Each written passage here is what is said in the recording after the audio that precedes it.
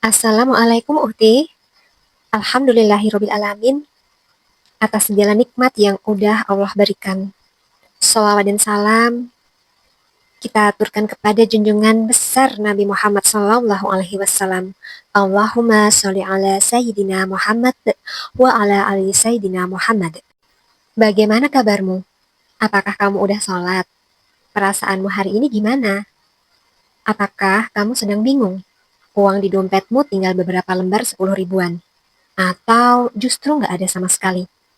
Kadang tiba-tiba harus ngerasain kere mendadak itu membuat kita langsung gelisah. Gimana nih, besok makan apa? Besok beli ikannya gimana? Anak-anak mau minum susu gimana? Atau, duh Rob, besok anak-anak sekolah, gimana uang saku mereka? Dan banyak hal yang akan kita butuhkan lainnya. Yang kalau ditulis itu daftarnya panjang banget. Hidup itu memang penuh perjuangan. Kita bukan diciptakan hanya untuk ngerasain bahagia terus. Tujuan hidup ya beribadah kepada pencipta kita, Allah Subhanahu wa Ta'ala. Kerja, cari uang, family time, nonton bioskop, dan lain-lain. Itu adalah aktivitas ringan sebagai warna-warni hidup yang kita jalani. Tapi tujuan utama ya menghamba padanya, Allah Sang Robul Izzati. Teman-teman, dulu anak pikir hidup ya kudu bahagia, gak mau susah. Allah jahat kalau sampai bikin anak cuma nangis terus. Allah gak sayang. Tapi Ana salah saat Ana menemukan sebuah ayat di dalam Al-Quran, surat An-Najm, surah ke-53 di dalam Al-Quran ayat 43. Wa annahu huwa adhaqa wa abqa. Dan sesungguhnya dialah Allah yang menjadikan orang tertawa dan menangis. Di situ Ana benar-benar terdiam. Jadi sebodoh ini Ana selama ini. Ana di umur 37 tahun justru baru tahu tentang hal ini. Selama ini Ana sibuk dengan dunia, sibuk dengan pekerjaan, hingga begitu enggan membaca Al-Quran dan tidak membaca arti di dalam kandungan ayat-ayat cinta Allah bagi orang Islam.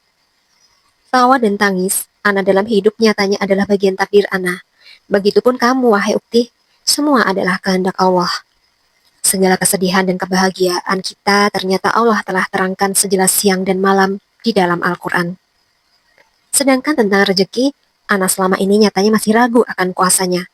Dulu Ana takut kehabisan uang. Dulu Ana pengen kerja maksimal supaya dapat uang lebih banyak. Dulu Ana beranggapan jualan produk ya harus laku semua. Rugi kalau sisa 2 atau lebih. Ana masih ragu bahwa rezeki itu udah ada yang atur, yaitu Allah Subhanahu wa Ta'ala. Masih selalu nganggep Ana harus kerja sebulan, gak mau izin, gak mau ngecewain bos. Nanti dianggap karyawan gak disiplin. Ya Allah, setakut itu buruk di hadapan manusia. Sedangkan di hadapan Allah justru Ana senang mengecewakannya, mempermainkannya. Bahkan lebih milih cepat-cepat pergi ke Sunmore subuh hari supaya dapat tempat jualan dan ninggalin sholat subuh. Ah, malunya Ana. Padahal rezeki itu adalah hak mutlak Allah. Allah lah yang nentuin kamu bakal dapat rezeki apa enggak.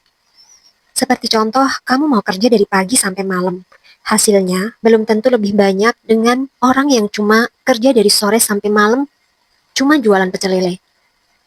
Padahal kamu udah ngorbanin sholat 5 waktumu. Kiranya kita perlu merenungi dalam-dalam Quran surat Ar-Rum, surat ke-30 dalam Al-Quran ayat ke-37. Awalam yarau annallaha yabshutur rizqa liman yasha'u wa yaqdir.